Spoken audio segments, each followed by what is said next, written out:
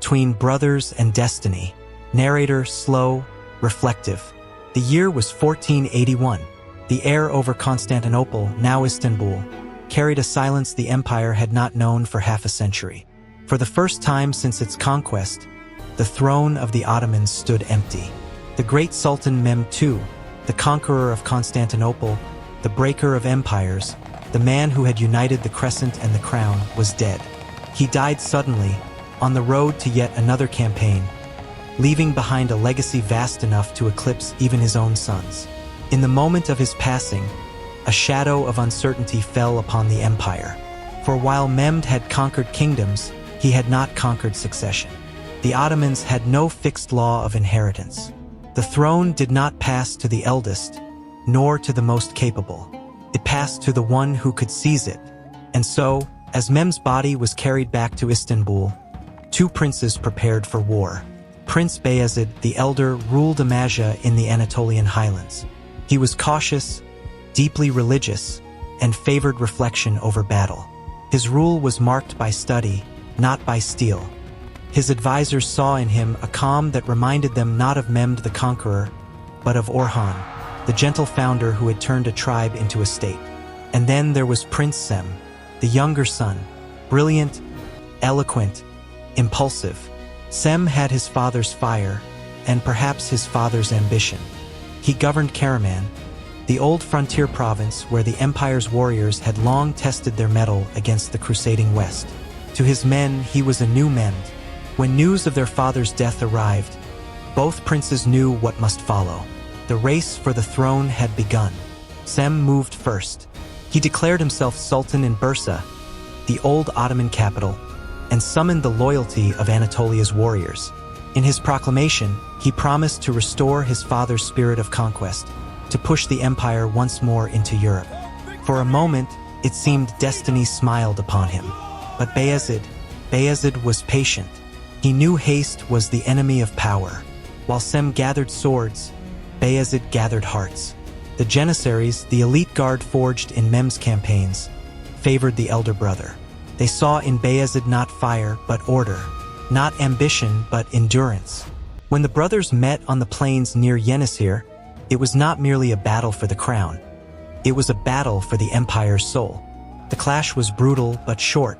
Cem's troops broke under pressure. The Janissaries advanced, disciplined, relentless. And by sunset, the crescent standard of Bayezid fluttered above the field. The younger prince fled, first to Cairo under the Mamluks, then into the uncertain arms of Europe. He would wander for years, to Rhodes, to Rome, to France, paraded by Christian rulers as a living token against his own empire. His name would become legend, his story a cautionary tale. A Muslim prince held captive by the West.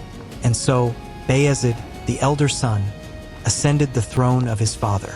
In 1481, he entered the imperial palace not as a conqueror, but as a guardian, one who understood the fragility of power.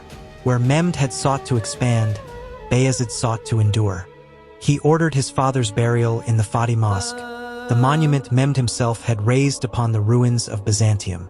There, beneath the great dome, the conqueror rested, and the new sultan bowed his head in prayer. It was said that on that day, Bayezid spoke softly to his father's tomb. "You gave us a world to rule. I shall give it peace to last." His first act as sultan was not war, but reconciliation. He spared many of Cem's followers, restored discipline among the Janissaries, and began restoring the treasury that decades of conquest had drained. He strengthened ties with the scholars, jurists, and Sufi leaders of Anatolia, believing that the empire's true heart lay not in its armies, but in its faith. Yet his reign began under the shadow of his brother's exile. Cem's captivity in Europe became a weapon, a bargaining chip for kings and popes. The Vatican saw in him an opportunity to fracture Islam's greatest empire. The Knights of Rhodes demanded gold to keep him from returning. The Pope paraded him as a prince of the East, whispering promises of baptism, though Cem remained steadfast in his faith until the end. Every rumor of Cem's name sent ripples through Bayezid's court, for the ghost of a brother is a heavier burden than any army. And yet, as years passed, Bayezid began to steady the empire. He strengthened the borders left fragile by Mehmed's relentless wars. He reformed the treasury, established new minting systems, and began nurturing what would become the most remarkable era of Ottoman cultural rebirth.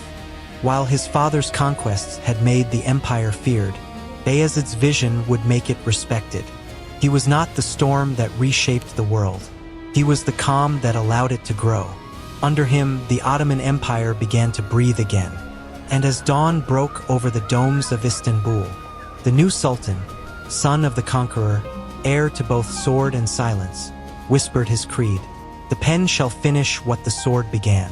Thus began the reign of Bayezid II, the scholar sultan, the peacemaker of the Crescent. The calm after the storm. When Bayezid II took the throne in 1481, the empire he inherited was mighty but weary. Its armies were strong, its cities rich, yet its heart had grown fragile after decades of relentless conquest. The shadow of his father, Mehmed the Conqueror, loomed over every decision, every gesture. Mehmed had been a visionary of expansion, a force of nature who reshaped the world with iron and fire. Bayezid was something else entirely, a ruler of conscience, of contemplation, a man who believed that peace could be as powerful as war. But peace, in an empire built on conquest, is never easily won. The first challenge to his rule came not from the battlefield, but from the ghost of his brother, Cem Sultan. Cem's flight into Europe had become a political weapon. In the West, Christian rulers saw opportunity, a chance to destabilize the empire from within. The Knights of Rhodes, under the command of Pierre d'Aubusson, captured Cem and sold his custody between crowns and popes like a prized relic. In their marble halls, they called him Prince Gem. To Bayezid, he was still his brother and his curse. Pope Innocent VIII held Cem in Rome, using him as leverage. Letters passed between the Vatican and Istanbul, written in veiled tones of diplomacy but dripping with ransom. The Pope demanded yearly payments in gold, a price Bayezid paid, not out of fear, but out of necessity. Every coin bought time, and every day Cem remained in Christian custody meant one less pretender to the Ottoman throne. The politics of captivity became a delicate dance, an uneasy truce between crescent and cross. Bayezid's diplomats maneuvered through the courts of Venice, France, and Hungary, playing a quiet game his father would never have tolerated. For Mehmed had ruled with the sword, Bayezid ruled with patience. In those early years, he began to redefine what it meant to rule an empire. He restored the administrative order that war had frayed. He strengthened the Divan, the imperial council, allowing viziers and scholars greater influence in the affairs of state. Under his hand, the empire began to function not as a battlefield machine, but as a living civilization guided by law, justice, and faith. Bayezid believed that true sovereignty rested on moral governance, that a ruler's strength lay not in the fear he inspired, but in the fairness he upheld. He commissioned legal scholars to refine the canon, the Ottoman civil code that blended Sharia with the pragmatic wisdom of statecraft. It was a balance few empires ever achieved, divine law tempered by human understanding. In foreign policy, Bayezid's restraint defined him. He signed peace treaties with Venice and Hungary, securing the empire's European borders. He even tolerated minor Christian principalities in the Balkans, preferring stability to conquest. While some saw weakness, Bayezid saw preservation. He understood that the empire could not thrive if it was always bleeding. Instead, he turned inward to strengthen trade, rebuild cities, and restore the treasury that his father's wars had emptied. He reopened caravan routes from Persia and the Silk Road, inviting merchants from as far as India and Cairo to settle in Ottoman ports. Istanbul became not just the seat of empire, but the beating heart of a global economy stretching from the Mediterranean to the Indian Ocean.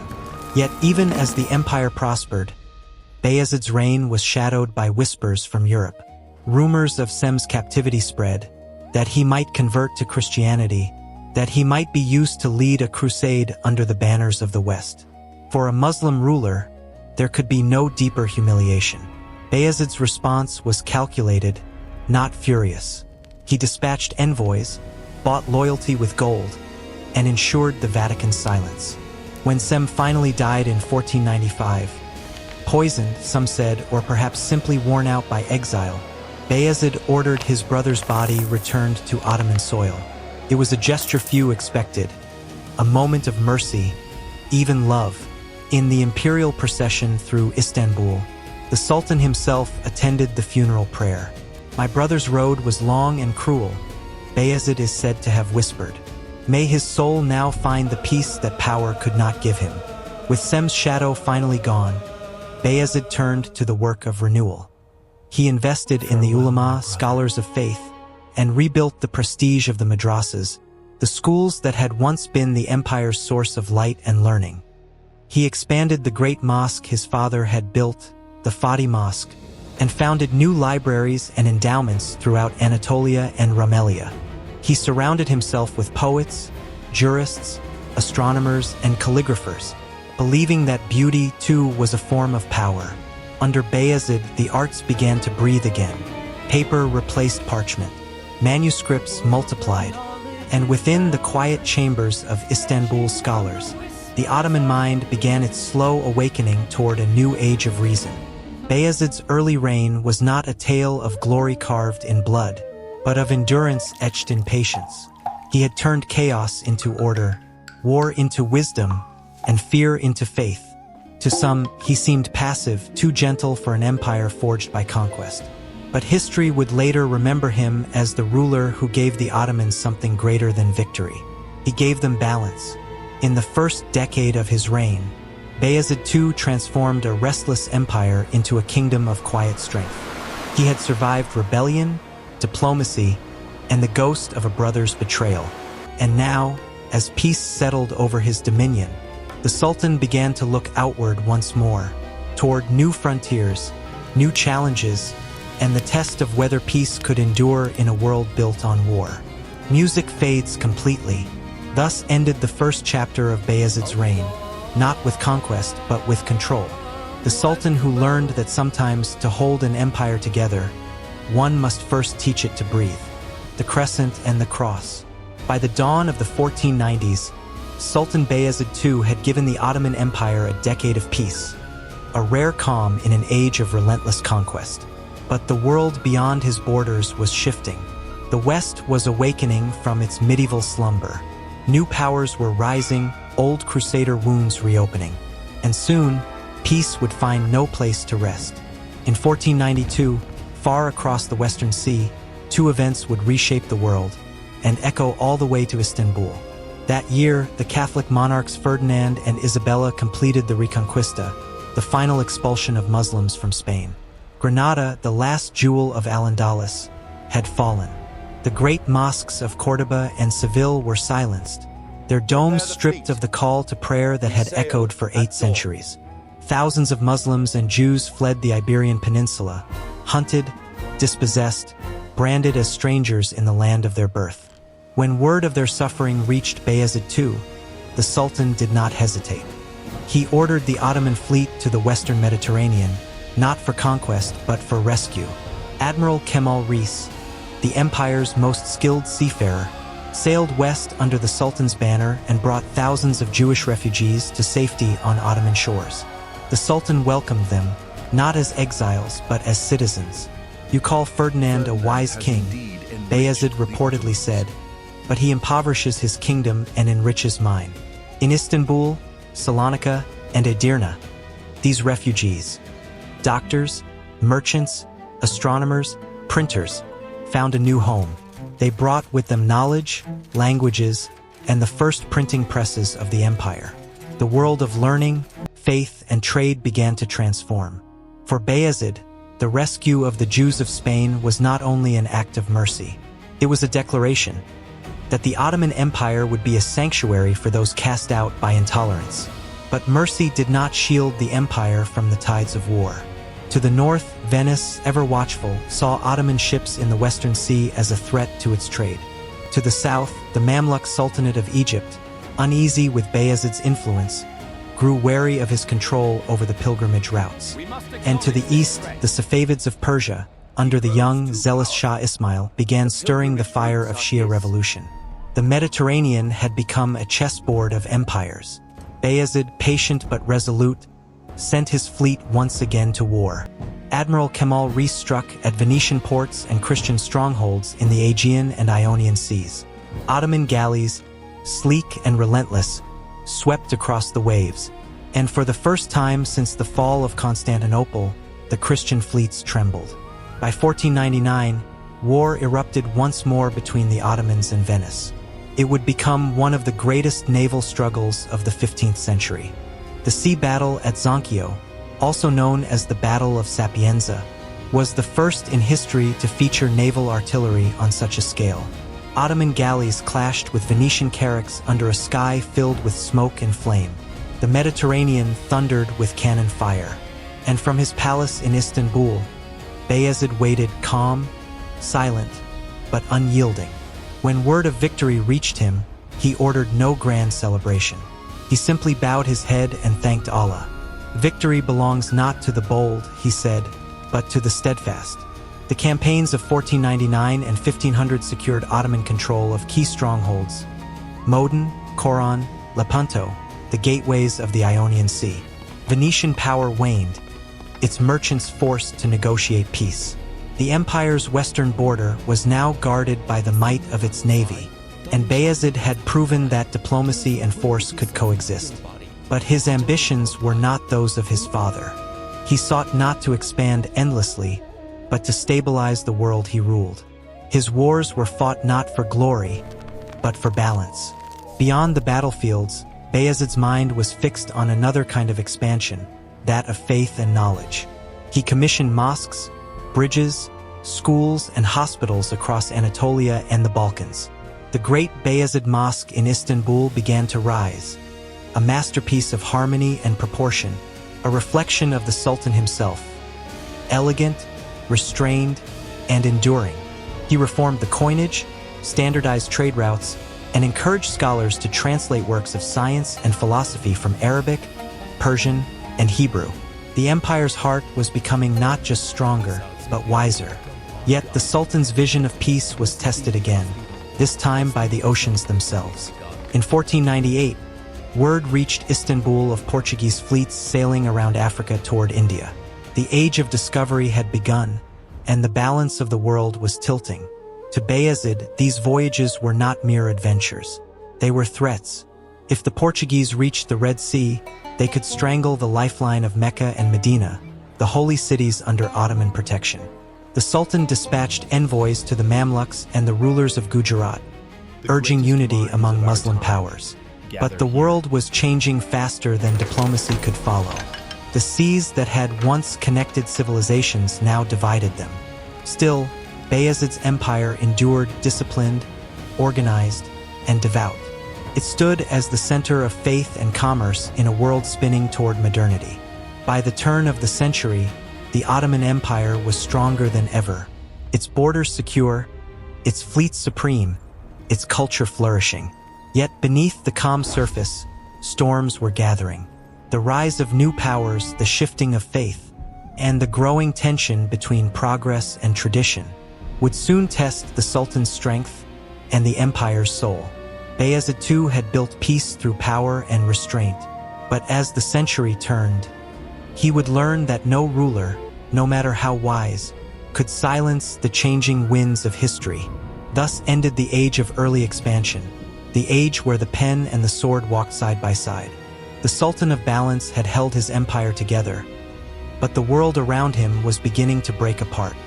Faith as a shield, faith as a blade.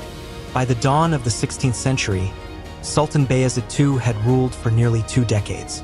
Under his guidance, the Ottoman Empire had grown calm, prosperous, and devout, a realm of balance after the chaos of conquest. But empires, like men, rarely remain at peace for long. Beyond the eastern mountains, a new power was rising, one born not of territory, but of belief. Its name was the Safavid order, and its young leader, Shah Ismail I, would soon turn faith into fire. The Safavids began as mystics, a Sufi order devoted to piety and discipline. But by the late 15th century, their movement had transformed into a revolutionary wave.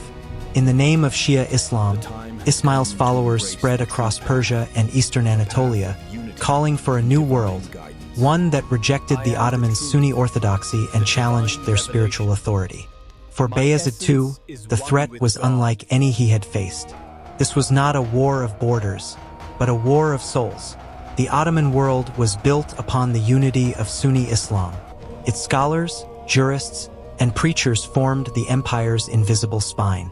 For centuries, sultans had claimed not only the sword of state but the mantle of faith. Now, that claim was being tested.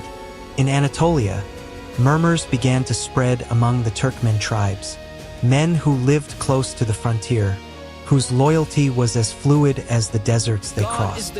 Many were drawn to the charisma of Shah Ismail, whose poetry, miracles, and fiery sermons promised divine justice and equality. They wore red 12-pointed caps, symbols of their devotion, and came to be known as Kazilbas, the Redheads. To Bayezid, their rise was an omen, a whisper that the empire's heart could fracture from within. For the first time in his reign, the Sultan turned his gaze inward, and faith, once his refuge, became his battlefield. He summoned the ulama, the empire's highest scholars, and issued firm decrees to preserve Sunni orthodoxy. Mosques across the empire echoed with sermons denouncing heresy, while Bayezid's agents in the provinces began rooting out Safavid sympathizers. But Bayezid's temperament, calm and measured, was not suited for fanaticism. He believed in guidance, not suppression, that the faithful could be persuaded rather than punished. Yet his viziers, especially the younger generation of bureaucrats and judges, pressed him to act more harshly. To them, tolerance was weakness. The empire, they argued, must purify itself before it bled. And so began one of the most delicate balancing acts in Ottoman history, a sultan torn between his conscience and his crown. Bayezid wrote letters to governors and religious leaders across the empire, urging restraint and wisdom. He reminded them that the Ottomans had once grown strong not by crushing difference, but by mastering it. The empire, he is said to have written, is a garden of many roots. If one grows too wild, do not burn the garden, prune it with care. But even his gentleness could not silence the storm. By 1501, the Safavids had declared their new empire. Ismail, only 14 years old, had crowned himself Shah of Persia, and his followers proclaimed Shia Islam as the state religion. The red tide swept through Tabriz, Shiraz, Isfahan. Ancient cities that had once been the jewels of Sunni learning now pledged allegiance to a new creed. For the Ottomans, this was heresy armed with steel. For Bayezid, it was the test of his lifetime. He strengthened the eastern borders, stationed troops in Erzincan and Diyarbakir, and began correspondence with his western allies, the Mamluks and the Uzbeks, warning them that a new fire was spreading from Persia. The Sultan avoided open war, not out of fear, but out of wisdom. He knew his armies could march and win, but he also knew that every victory against fellow Muslims would wound the unity of the Ummah, the worldwide community of Islam that he had sworn to preserve. His restraint, though wise, was costly. To the Janissaries and the younger princes, Bayezid began to appear indecisive. They called him the quiet sultan, but history would later call him the cautious one. While the empire guarded its faith, Bayezid deepened his devotion. He spent long hours in prayer, surrounded by scholars and Sufi masters. He commissioned Quran manuscripts illuminated with gold and sponsored new theological schools in Istanbul and Edirne. He believed the answer to division was not more fire, but more light. In the Sultan's own words, recorded by a court poet, faith must be the mirror of mercy, not the sword of pride. It was during these years that Bayezid's character revealed itself most clearly, a ruler who sought to govern not merely with power, but with understanding. And yet, even as he tried to heal the empire's spirit, he could feel the ground shifting beneath his feet. His sons, Ahmed, Korkut, and Selim, were growing restless. Each governed provinces of the empire, each surrounded by loyal soldiers and ambitious advisors. They had seen the Safavids seize an empire through zeal, and they began to imagine themselves as the next heirs to destiny. The Sultan's moderation, once admired, now seemed to them a sign of decline, and in their impatience, they would soon draw the empire into a crisis greater than any foreign threat. By 1508, Bayezid II stood as both the guardian and the prisoner of his faith. He had preserved the Ottoman world against the rising Safavid tide, shielded his people from the poison of extremism, and maintained peace where others saw only war. But every decision had come at a cost. The patience that had saved his empire from ruin had also planted the seeds of rebellion within his own bloodline. The crescent had endured the fire of the cross. Now it would face its own reflection, a battle not of empires, but of sons. Thus ended the age of balance. The Sultan who had ruled through wisdom would soon face the storm of ambition, not from beyond his walls, but from within them. The pen of empire. While war and faith had tested his strength, it was through peace that Sultan Bayezid II revealed his soul. In the final years of his reign, the empire, vast, diverse, and luminous, entered an age not of conquest, but of creation. The swords of the Janissaries rested in their scabbards. The forges that had built cannons now shaped minarets and domes. And across the empire, from the marble streets of Istanbul to the vineyards of Edirne, life began to hum with quiet prosperity. Bayezid had done what few rulers in history had dared. He had slowed the rhythm of an empire born in battle, and taught it to breathe through art, knowledge, and faith. At the heart of this renewal stood Istanbul, the new Rome, the beating heart of two continents. Here, Bayezid built what would become his most enduring gift to posterity, the Bayezid II Mosque Complex. It was not merely a mosque. It was a vision, a city within a city, a place where faith, learning, and healing would exist in harmony. The complex housed schools of theology, a hospital, a kitchen for the poor, a library, a hospice, and lush gardens where water whispered through marble fountains. Within its walls, the sick were treated not with fear, but with music. Physicians used the sound of the ney flute and gentle water streams to soothe the mind. The calligraphic verses above the arches reminded every visitor that mercy, too, was divine. For Bayezid, the mosque was not a monument to power. It was a mirror of purpose. He wanted his people to remember that strength lay not only in empire, but in empathy. In his court, calligraphers and poets flourished. The Sultan himself was a patron of the arts, and under the pen name Adli, a poet. His verses spoke of restraint, humility, and the fleeting nature of life. This world is but a shadow of the next, a breath between pride and dust. He sponsored master calligraphers such as Sheikh Hamdullah of Amazigh, a man whose flowing Arabic script would define Ottoman aesthetics for centuries to come. Together, they refined the Naskh and Thuluth scripts into forms so graceful that scholars describe them as letters touched by divine order. Every word that left the calligrapher's brush was a prayer in motion, and Bayezid ensured that those prayers filled the palaces, mosques, and libraries of his realm. Under his patronage, architecture reached new harmony. The builders of the Bayezid Mosque worked not for grandeur but for grace. Their domes rose like whispered invocations. Their minarets stood slender and balanced, like the rhythm of a verse. Ottoman architecture in his era began to abandon the heavy inheritance of Byzantium and discover its own voice, light, proportion, and breadth. Artisans from Bursa and Edirne were invited to Istanbul. Persian craftsmen taught the secrets of turquoise and cobalt glazes, and Anatolian stonemasons brought the warmth of local marble to imperial design. The result was an empire that did not just dominate the world, it adorned it.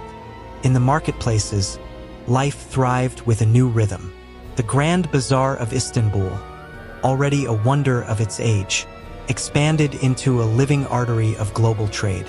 Here, Persian silk brushed against Venetian glass, spices from India mixed with musk from Arabia, and the gold coins of Europe changed hands beneath the same vaulted ceilings. Where the scent of roasted coffee began to linger, the Ottoman economy, once tied to conquest, now pulsed through the exchange of goods, ideas, and cultures. Scholars and astronomers, freed from the shadow of war, returned to the libraries of Bursa and the observatories of Samarkand. Bayezid sponsored translations of mathematical and medical texts from Arabic and Persian into Turkish, ensuring that knowledge flowed freely within his empire's walls. The Sultan understood something profound, that the pen could achieve what the sword could not, the conquest of time itself. But beyond palaces and mosques, the true testament to Bayezid's rule lay in the lives of his people. In villages, taxes were lowered for farmers. Irrigation systems were repaired. Roads and bridges were rebuilt so that pilgrims and merchants could travel safely across the empire. The Sultan's charitable foundations, vakifs, fed the poor, clothed orphans, and supported widows. For every grand dome in Istanbul, there were 10 humble kitchens in Anatolia. It was said that under Bayezid, no man went hungry where the crescent flew. And yet, the Sultan's generosity was not born of vanity, but of conviction that an empire was only as strong as the smallest soul it sustained. In these years, Bayezid withdrew further from the affairs of war. His days were filled with quiet contemplation, walking through the courtyards of his mosque, listening to the wind through olive trees, and watching the light shift across the Bosphorus at dawn. To his courtiers, he seemed a man at peace. But beneath that serenity lay a growing melancholy. He sensed that his time and his empire's innocence was waning. Beyond his palace walls, the world was changing again. The Portuguese fleets had reached India. The Safavid Shah in Persia was gathering strength. And within his own family, ambition stirred. The sons he had raised now grew into rivals. The seeds of discord, once planted in whispers, had begun to root.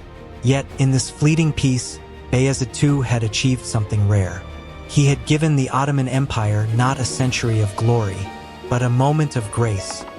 He left behind mosques that sang of mercy, books that whispered of wisdom, and cities that pulsed with life. When future sultans looked upon his reign, some would call it quiet, even passive. But history would remember it as the empire's heartbeat between two storms. The calm that made the conquest human. Thus passed the golden years of Bayezid II, the Sultan who built not with fire or fear, but with faith and gentleness. He gave his people peace, and through peace gave them a soul. The fall of the Peacemaker. By the year 1510, the empire that Sultan Bayezid II had held together with patience and prayer stood on the edge of its own storm.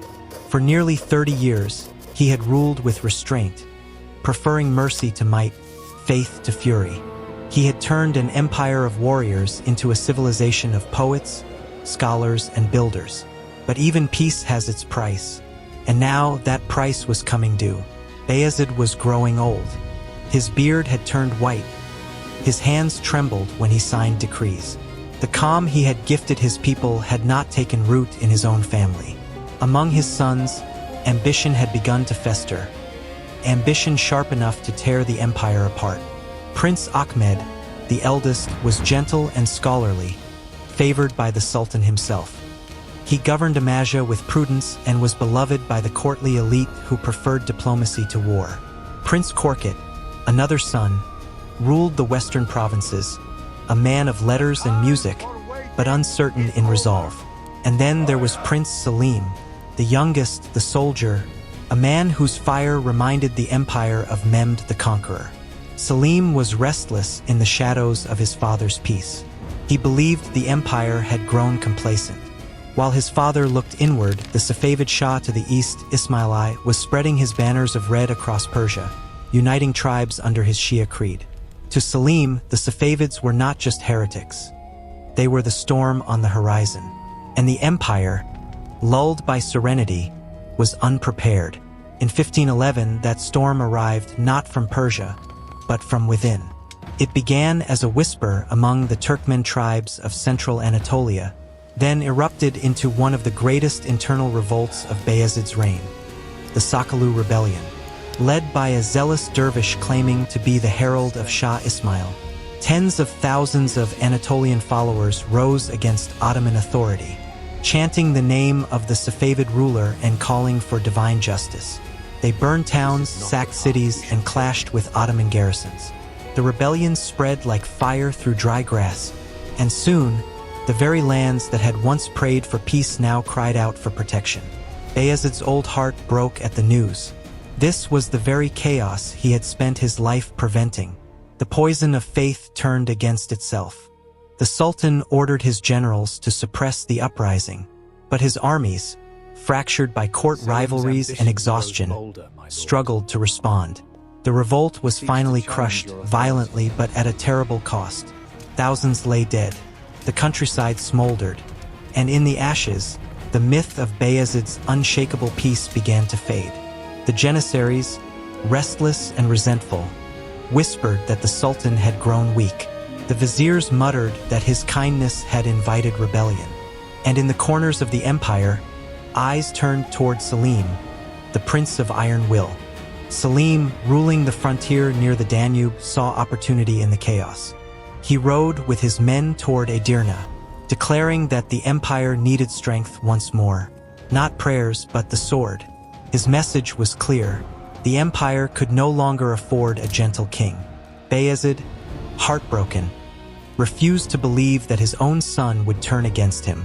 But Selim marched anyway, his banners black, his purpose burning. Father and son would soon stand on opposite sides of destiny. The two armies met near Corlu in 1511. It was not a grand battle, but a painful one. The Janissaries, torn between loyalty to the old sultan and admiration for his fierce son, hesitated. When the clash came, it was brief. Selim's troops were driven back. The rebellious prince fled north, seeking refuge in Crimea. Bayezid, weary but merciful, did not pursue him. He ordered prayers for his son's safety, and for a moment believed peace might return. But it would not. In the palace, Bayezid's body weakened. He spent his days among scholars and calligraphers, his nights gazing across the Bosphorus, perhaps wondering whether peace could ever truly exist in a world shaped by men. And then, from the north, news arrived that would seal his fate. Selim had returned, stronger, sharper, and no longer alone. He had gathered the loyalty of the Janissaries, the same soldiers who had once been his father's shield. They marched into Istanbul in the spring of 1512. The palace gates opened not to invaders, but to inheritance. Bayezid, old and tired, was forced to face what every ruler fears most. Not defeat from an enemy, but replacement by his own blood. Accounts differ on what passed between father and son in those final days. Some say Selim demanded the throne. Others say Bayezid offered it willingly to spare the empire from war. What is certain is that on April 24, 1512, Sultan Bayezid II abdicated. He gathered his council, laid down the imperial seal, and spoke softly to those present. The world is a borrowed crown. Let it rest on younger brows. The next morning, he departed the capital, an emperor turned pilgrim. His destination was Dimitoka, his birthplace, where he hoped to live his final days in peace. But peace once more eluded him. On the road, his health failed. He was carried by his attendants, too weak to ride. And as the sun set over the fields of Thrace, the man who had brought calm to an empire breathed his last.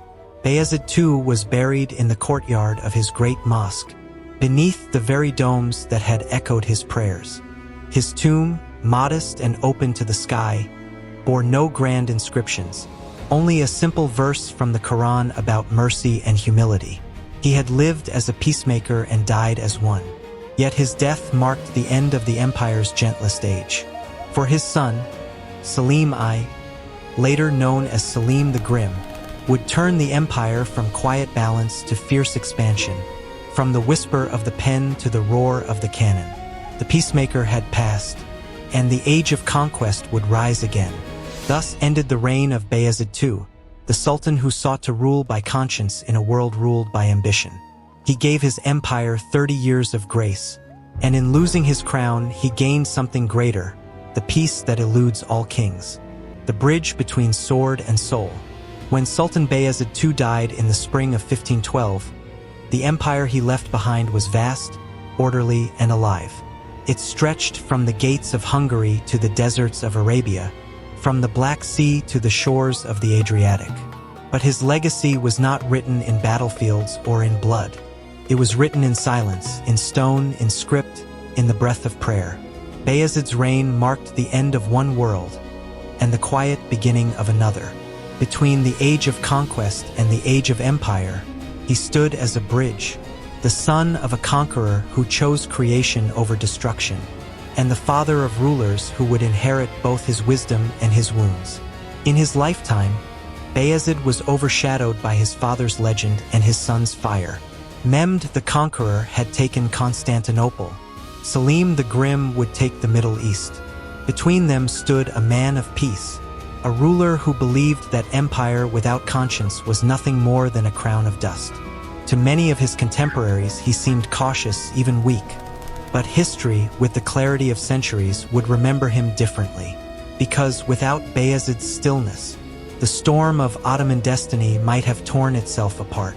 He was not a sultan of glory, he was a sultan of grounding. He gave the empire time to heal, to grow, to think. He turned Mehmed's raw conquest into a functioning civilization. He transformed the Ottoman court into a center of scholarship, poetry, and beauty.